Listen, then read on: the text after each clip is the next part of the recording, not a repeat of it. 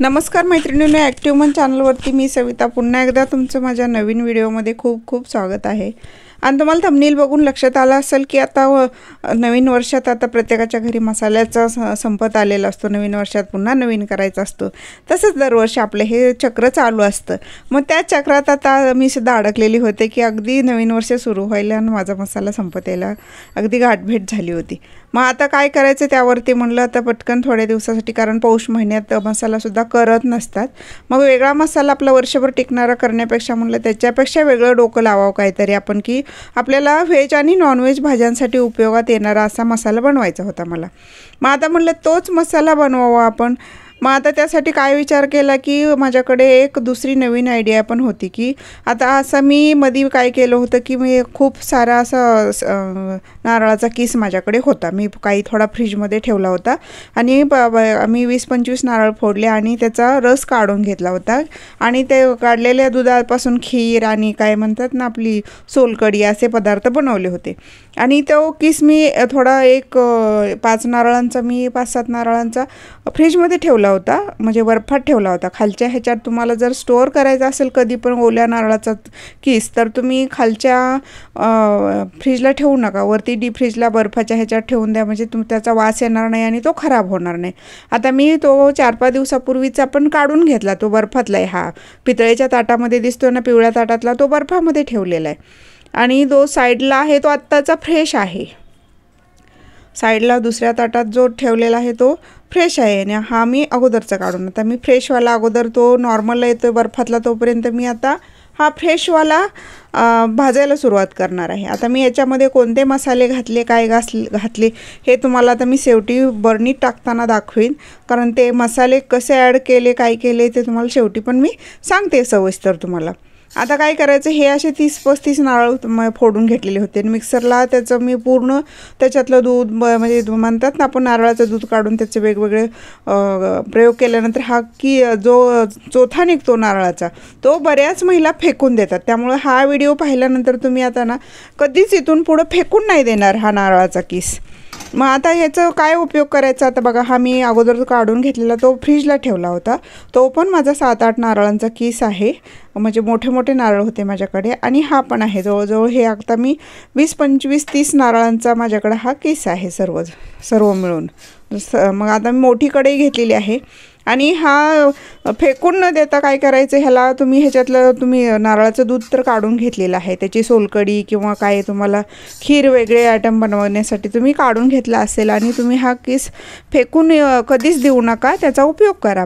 आता बघा हे जास्त पाणी न घालता आपण ते बघा काढलेलं असं, ह्याच्यात काही पाणी वगैरे काही राहत नाही, आता थोडंसं ओलसर राहतं हे, पण जास्त पाणी नसतेच आहे, ह्याला पाणी घालायचंही नाही। आता नंतर बघा आता हे असंच बारीक गॅसवर एकदा कढई तापवून घ्यायची आणि बारीक गॅसवरती सतत हलवत राहायचं ह्याला, आणि अगदी हे आता चिटकलेलं ओलसर दिसतंय तुम्हाला, नंतर हे काय होतं सुट्टं होतं। बघा आता हे माझं कसं झालं आहे।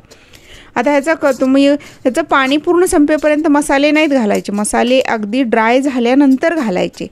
आता तुम्हाला दाखवायचं माझा मसाला कसा ह्याच्यात घातला, हे साईडला थोडंसं ताट दिसतंय माझं, त्या ताटामध्ये मी अगोदर काय केलं होतं की तेल उकळून घेतलं होतं। सुरुवातीला मी अर्धा किलो तेल उकळून घेतलं, उकळत्या तेलामध्ये मी सुरुवातीला ह्याच्यामध्ये मसाले कोणते घातले तर धने पावडर, जिरे पावडर आणि थोडासा लसूण घातलेला आहे ठेचून असा। लसणामुळं कसं तेलाला पण छान चव येते, बघा आता कोरडा झालेला आहे एकदम।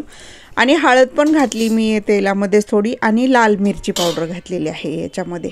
मी दुसरा वेगळा गरम मसालासुद्धा घातलेला नाही, पण खूप छान टेस्ट आलेली आहे। बघा आता हे खोबऱ्याला पण अगदी तेल सुटलेलं आहे आणि 30-35 नारळाला अर्धा किलो तेल खूप होतं, म्हणजे अगदी जास्त चिपचिपा पण आपल्याला मसाला बनवायचा नाही आणि काही नाही। आणि मी बारीक मीठसुद्धा थोडंसं 2-3 पळी मी यामध्ये घातलेलं आहे, मिठामुळं पण आपला मसाला टिकणार आहे। आता बघा ते नॉर्मल आला फ्रीजमध्ये ठेवलेला गोळा, तो माझा पिवळ्या ताटामधला जो बर्फात ठेवला होता तो गोळा आता नॉर्मलला आलेला आहे। आता नॉर्मलला आल्यानंतर त्याला भाजून घ्यायचा असाच। काय ते साईडला ताट दिसतंय, ह्या ताटामध्ये हे सर्व उकळत्या तेलात मी ह्याच कढईत अगोदर हे तेलात सर्व मसाले उकळून घेतले होते आणि तेजपान पण मी उकळून घेतलेलं आहे। उकळून घेऊन ते नंतर मी टाकून दिलेलं आहे तेजपान ह्या तेलामधनं काढून सर्व। हे साईडचे तुम्हाला कढईच्या साईडला एक ताट दिसते माझं, ते दाखवायचं पूर्ण विसरलेलं आहे। आणि ते मोबाईल चालू नव्हता आणि कधी असं होतं ना, व्हिडिओ शूट करायच्या वेळेला काय होतं की मोबाईल चालू आहे असं वाटतं आपल्याला, कॅमेरा ऑनच नसतो, फक्त मोबाईल म्यूट करून ठेवलेला असतो. असं झालं माझं यावेळेला. पण काही हरकत नाही, मी जास्त वेगळं काही घातलेलं नव्हते, मसाले एवढेच घातलेले होते, धने जिरे पावडर आणि हळद आणि लाल मिरची पावडर घातलेली आहे, त्यामुळं तसा कलर दिसतो. हळद घातल्यामुळं पण मिरचीचा एकदम लाल कलर येण्यापेक्षा पिवळसर लाल असा कलर आलेला आहे. लोकं बघा दिसतोय असा मसाला. आणि अगदी भाजण्याची मेहनत तुम्हाला खूप घ्यावी लागणार आहे. त्याच्यासाठी काय केलेलं आहे तर अगदी बारीक म्हणजे सुरुवातीला मोठा गॅस आणि नंतर बारीक गॅसवरती असं हे भाजून घेतलेले. आणि अगदी 5 ते 6 महिने हा मसाला टिकतो. मी दरवेळेस असंच बनवून ठेवते. मी हा निघालेला चोथा नारळाचा कधीच टाकून नाही देत. आणि तो काही बायका म्हणतात आता ह्याला किती दिवस आपण घरात वापरायचा, रोज भाज्या ह्याच्याच करायच्या का? तर व्हेज नॉनव्हेज भाज्यांना अगदी सुक्की भाजी, रस्सा भाजी, कोणतीही भाजी तुम्ही या मसाल्यापासून बनवू शकता. आणि खूप छान आहे हा. तुम्ही मसाला एकदा बनवून बघा. आणि मी तुमच्या आवडीचे मसाले घाला, गरम मसालेसुद्धा घातला तरी हा टिकणार आहे. आणि हा खोबरं जास्त प्रमाणात आहे. आणि मिरची पावडर ह्याला म्हणजे 1 वाटीभरच मी घातलेली आहे, अगदी छोटी वाटी आहे माझ्याकडे, तेवढीशी घातलेली आहे. म्हणजे जास्त हा तिखट पण नाही आणि जास्त असा स्पायसी पण नाही. म्हणजे वेगळे खडा मसाले वगैरे मी जास्त घातलेलेच नाही त्यामध्ये. धने जिरे पावडरमुळं खूप छान अशी चव आलेली आहे ह्याला. आणि बघा किती असा कोरडा झालेला, अगदी सुट्टा झालेला आहे बघा हा. आणि बघा आता ही खूप छान असा मसाला आपला तयार आहे. 6 ते 7 महिने हा घरामध्ये सुद्धा टिकतो. आता असाच बर्नीमध्ये भरून ठेवायचा, फ्रीजमध्ये स्टोअर करायची नंतर गरज नाही. नंतर तुम्ही म्हणाल की हा ठेवायचा 6 महिने तरी कुठं ठेवायचा आपण, तरी तुम्ही कुठल्याही काचेच्या अशा किंवा तुमच्याकडं जी कोणती चिनी मातीची वगैरे जार असेल किंवा साधी अशी प्लास्टिकची असेल त्यातसुद्धा हा तुम्ही स्टोअर करून ठेवू शकता. आणि रोजच्या भाजीला तुम्ही वापरू शकता तुमच्या अंदाजानुसार. मीठ यात आहे त्यामुळं फक्त भाजीमध्ये मीठ घालताना तुम्ही प्रमाणात मीठ घाला, तुमच्याकडे किती लागते त्या प्रमाणात मीठ घाला. अशा प्रकारे माझा हा मसाला बनवण्याचा व्हिडिओ तुम्हाला कसा वाटला तेही मला कमेंट करून सांगायला विसरू नका. आणि माझे व्हिडिओ ज्यांना उपयोगाचे आहेत त्यांना तुम्ही शेअर पण नक्की करा. आणि सबस्क्राईब केलं नसलं तर प्लीज तेवढं सबस्क्राईब करा. या मसाल्यापासून तुम्ही अगदी पनीर टिक्का, पनीर मसाला या भाज्यासुद्धा तुम्ही बनवू शकता. आणि तुम्हाला वाटलंच तर हा मसाला तुमच्या मसाल्यामध्ये ॲड करून मिक्सरला आणखी बारीक करून घेऊ शकता. आणि जास्त बारीक केलेला तर हा आहेच ऑलरेडी, पण हा भाजल्यामुळं अगदी खूप छान बारीक पण होऊ शकतो. पूर्ण व्हिडिओ पाहिल्याबद्दल धन्यवाद.